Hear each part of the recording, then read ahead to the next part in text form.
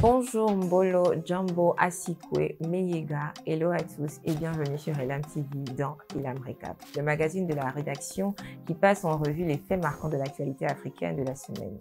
Au sommaire, le mandat d'arrêt contre l'ancien président sud-africain Jacob Zuma, le mandat d'arrêt contre Karim Keïta, le fils de l'ancien président malien, le mandat d'arrêt contre les frères Gupta en Afrique du Sud. Décidément, c'est une affaire de mandat d'arrêt ce samedi.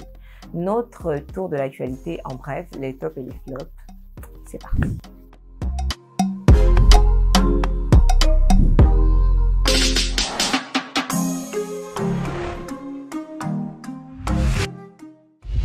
On commence ici avec l'affaire Jacob Zuma en Afrique du Sud qui refuse de se rendre en prison malgré sa condamnation.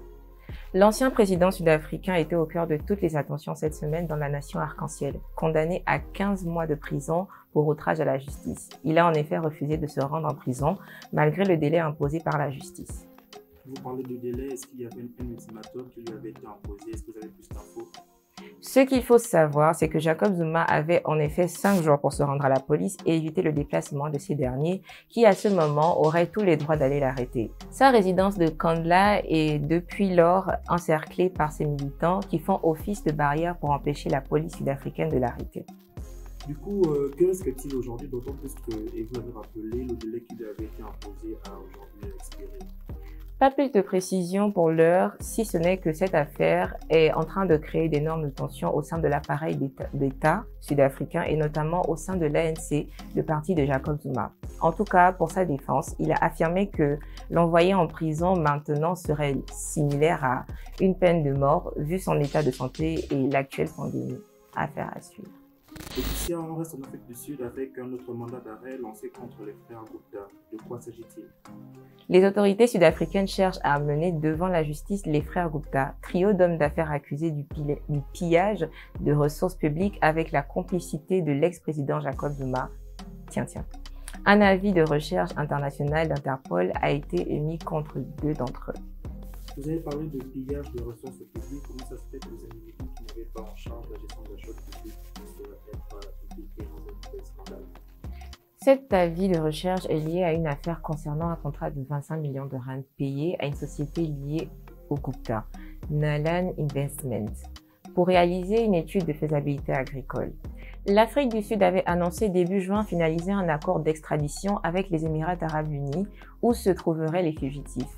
Un rapport accablant publié en 2016 sur la corruption généralisée sous l'ère Zuma 2009-2018 détaillait comment la fratrie proche de l'ancien président a remporté de lucratifs contrats publics et participé à la gestion des affaires de l'État, notamment la nomination de ministres. Vous avez demandé comment ils ont pu piller les ressources publiques. Ils avaient entre guillemets le soutien du président. Et ça, vous disiez vouloir apporter une précision.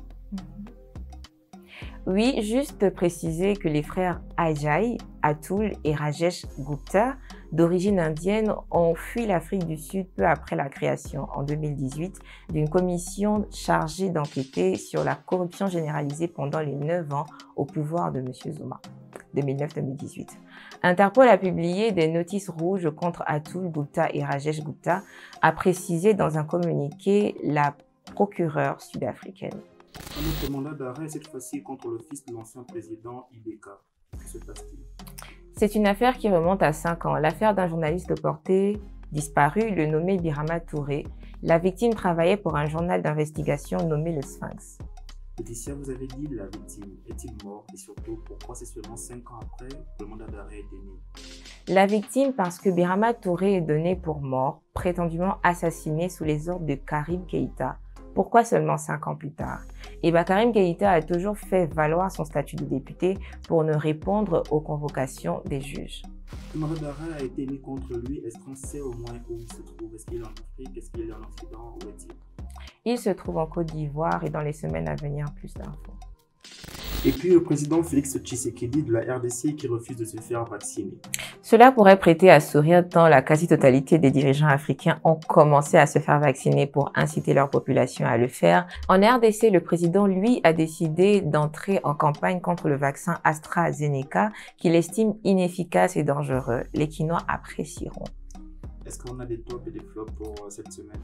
Alors, des tops, nous n'en avons pas, malheureusement, et des flops non plus, heureusement. À bientôt. N'oubliez pas de liker, de partager et abonnez-vous. Bye.